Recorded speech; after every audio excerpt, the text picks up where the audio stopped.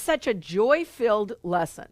My holiness shines bright and clear today. Today I wake with joy, expecting but the happy things of God to come to me. And I know people don't like this. A lot of people, what do you mean the happy things of God? That just sounds so in denial about what's going on in the world. But what the Course is always saying is, you got to stop this suffering. This suffering does nothing for you. Your moody, depressing attitude does nothing to transform the world.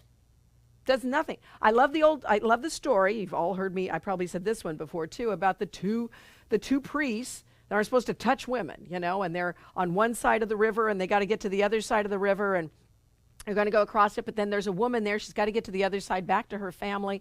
And they say, but we can't touch her because we can't touch women.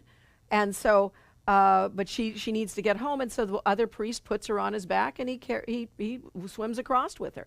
And they get to the other side. He puts her down. She's so grateful. She goes on her way.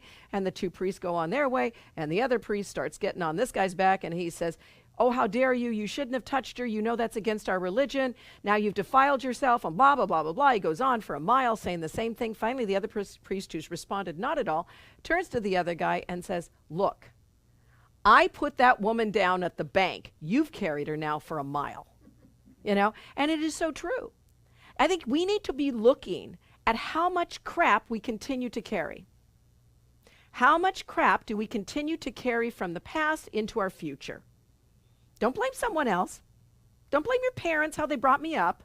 Don't blame the world and how awful it is. Don't blame the events of the world. My holiness shines bright and clear today. It's time for me to awaken in joy and expect the happy things of God to come to me.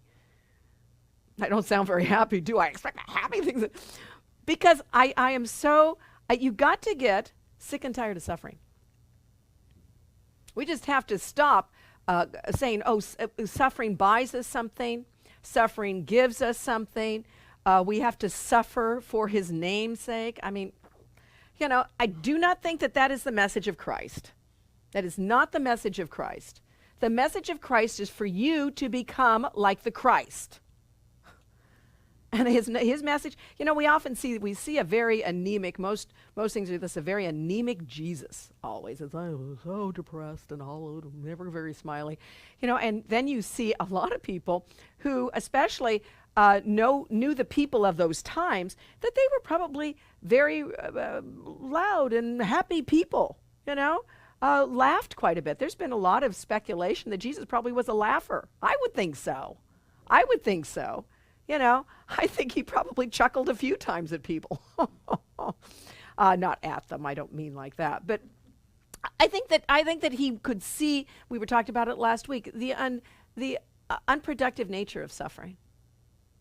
The unproductive nature of suffering. Because suffering keeps us locked in the past. And suffering never changes anything.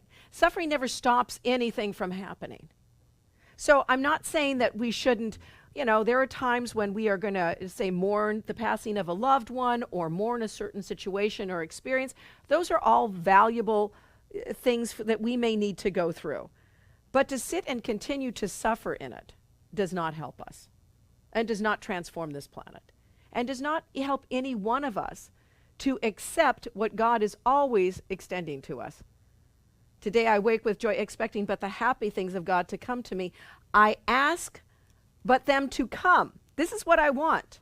And realize my invitation will be answered by the thoughts to which it has been sent by me. Can I say this anymore? By me. What am I sending out?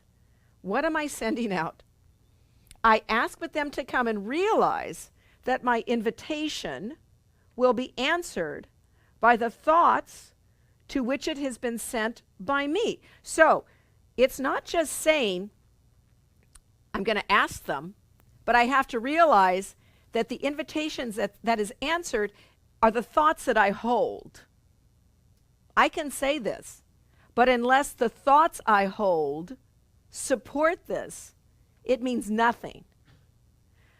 Talk is cheap. You ever heard that old saying? Talk is cheap.